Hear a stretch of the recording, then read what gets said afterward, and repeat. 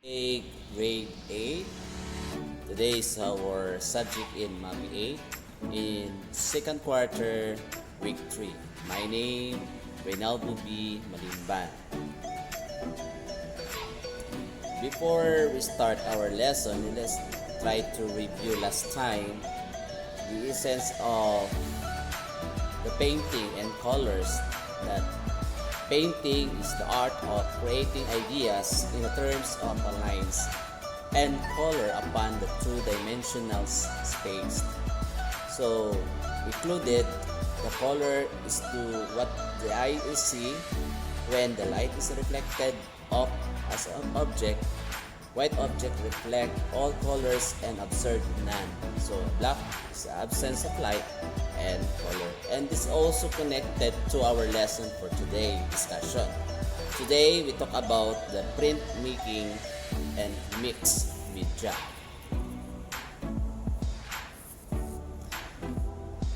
On the term of practical mixed media or the printmaking techniques,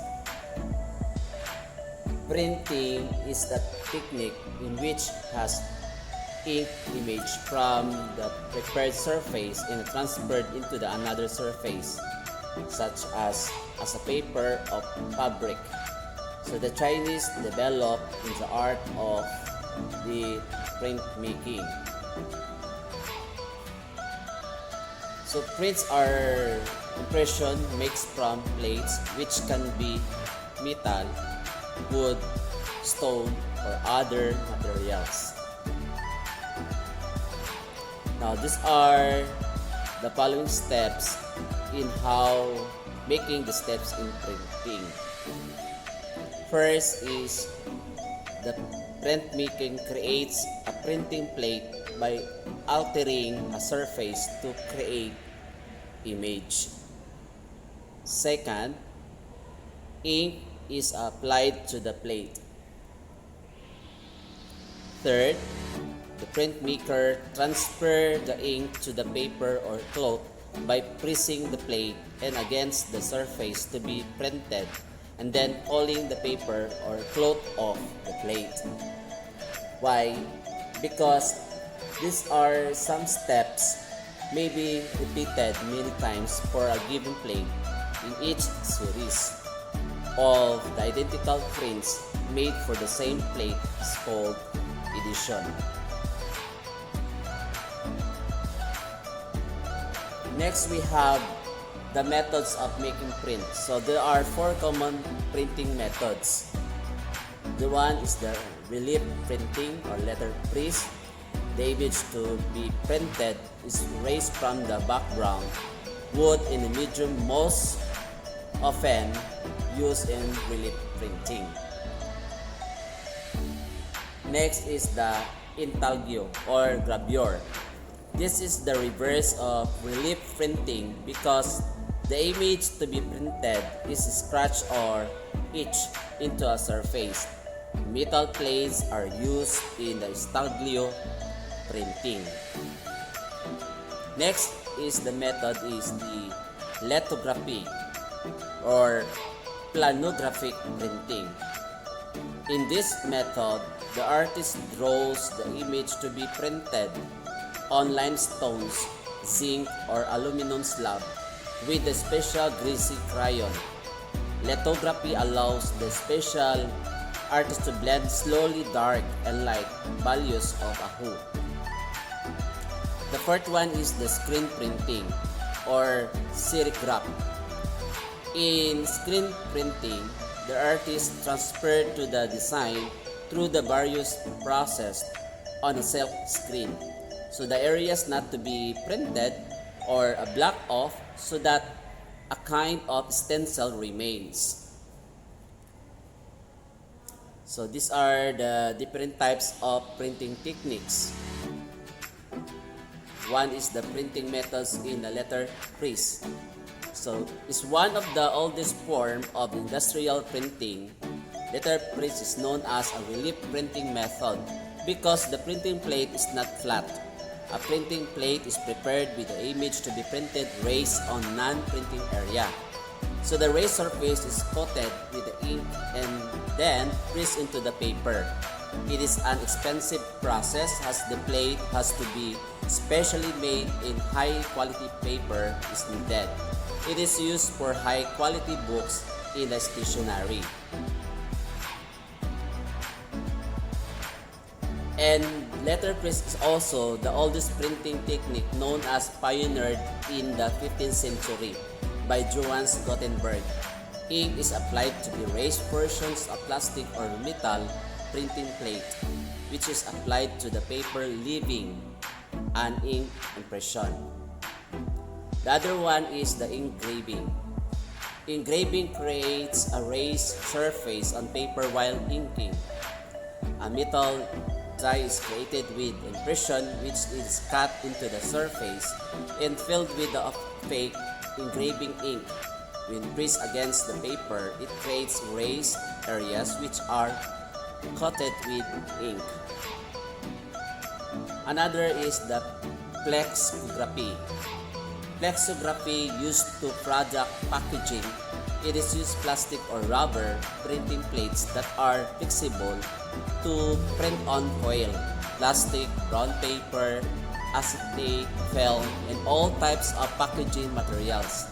Typical applications are milk cartons, candy wrappers, plastic bags, disposable cups, and all types of papers such as envelopes, newspapers, and labels.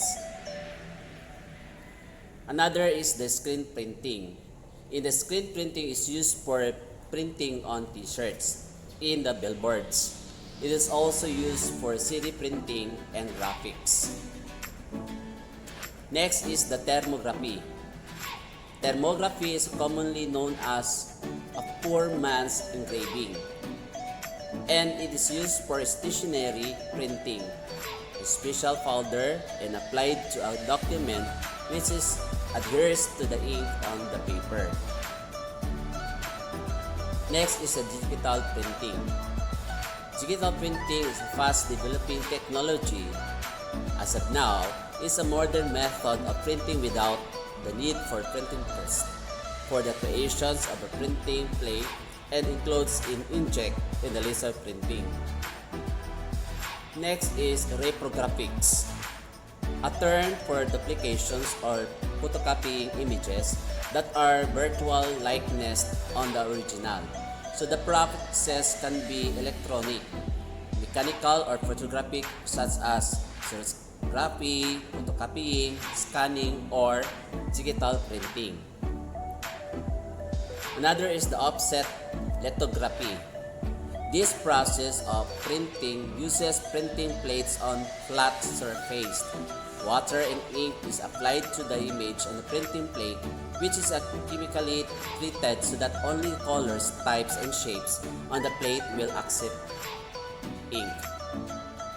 Next is the gravure, commonly used for packaging and labels. Is extremely large of catalog and magazine runs. Gravure is a process that is mostly used for fine arts prints.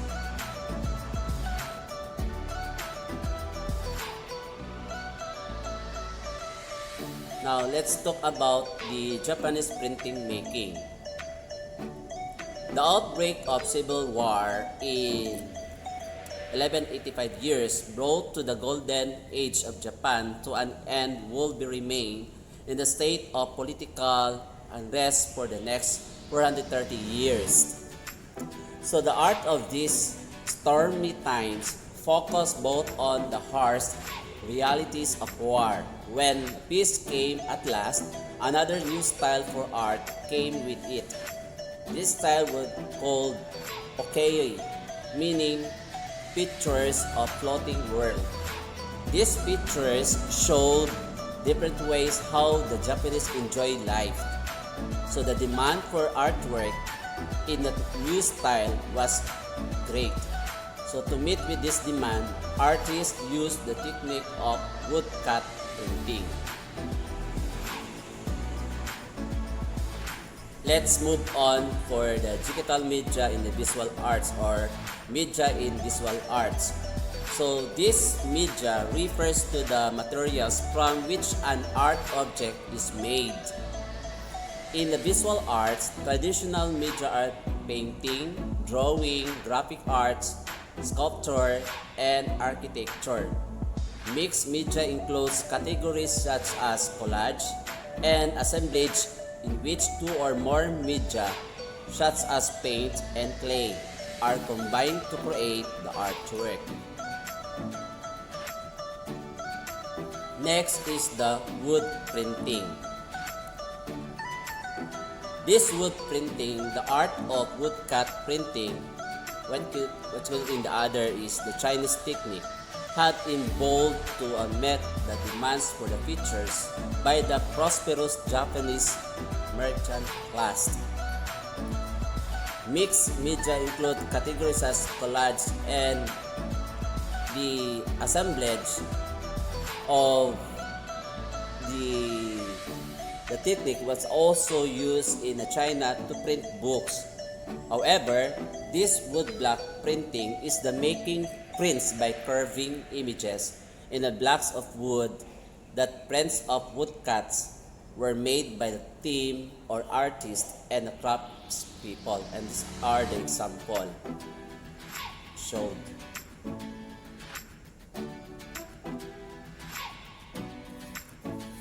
Next is the batik making.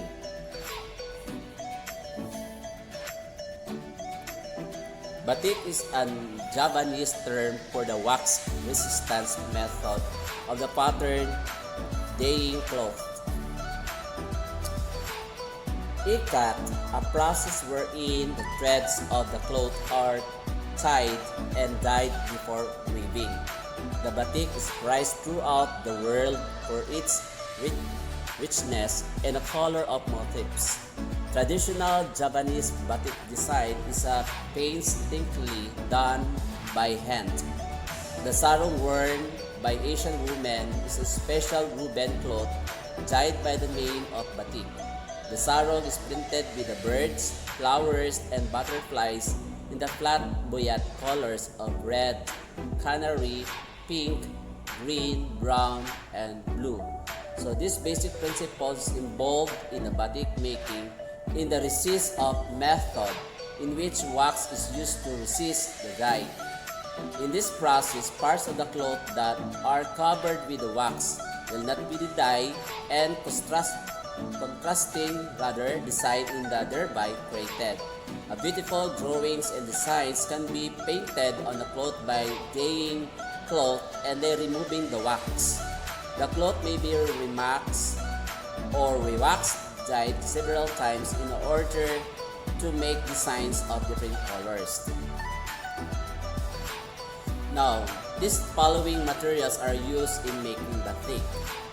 The one is the A is a fabric. Only dyeable fabrics like cotton are used in batik. Is acrylics and polyester fibers do not fix liquid or powder dye. Next is the wax. A wax is used plain, a paraffin wax. C is the wax container. Melt in the wax in the container but do not overheat. Because hot liquid wax should not be applied because it will be damage the fabric. D is a dye bath container. This is the large of basin enough for the batik. So do not use in metal pan.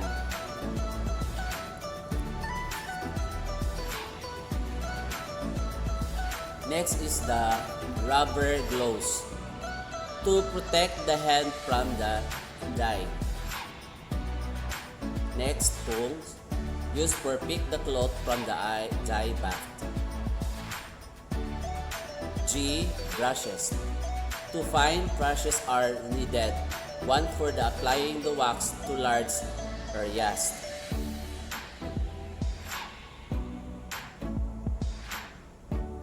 H is iron and paper for removing wax. Used in electric iron in removing the wax from the batik. So paper like a newsprint is placed on the batik to absorb the wax. Now, what are the procedure in batik? In summarize, we include the fabric should be washed to remove any sizing before the dyeing, and spread a layer of wax paper underneath the fabric to protect the working area.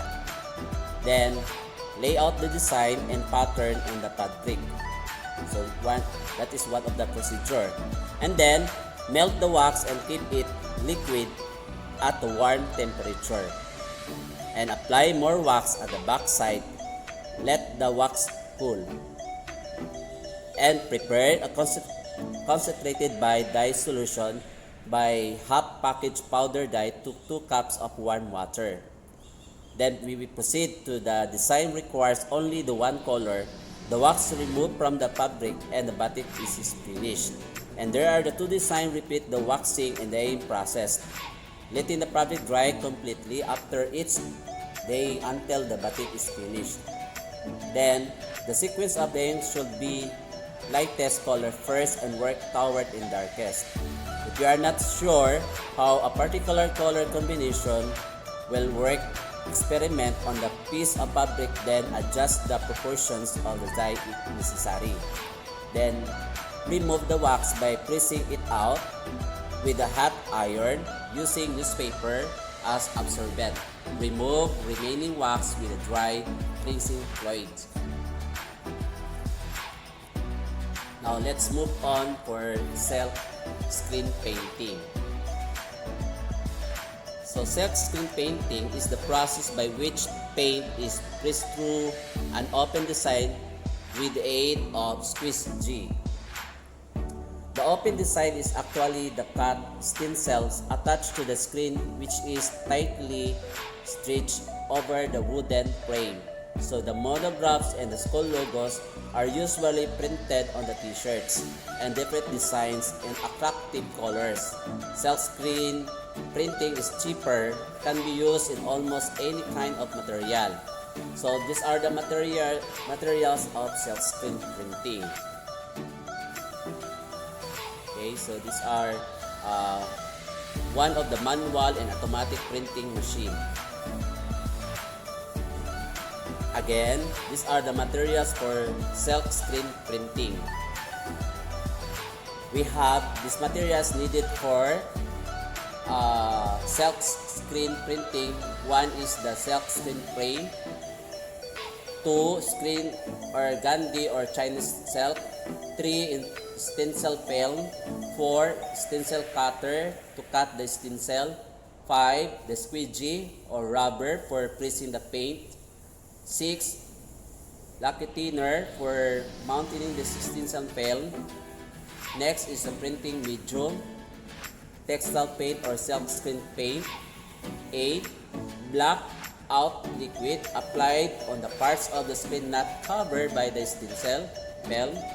Paper tape or masking tape can be used.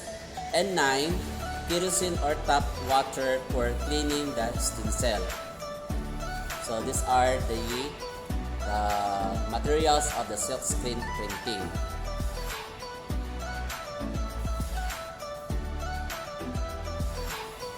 That's all for today. For more updates, please monitor our e-class online learning platform. Thank you. Again, my name is Rinaldo Malimban, your MAPEH 8.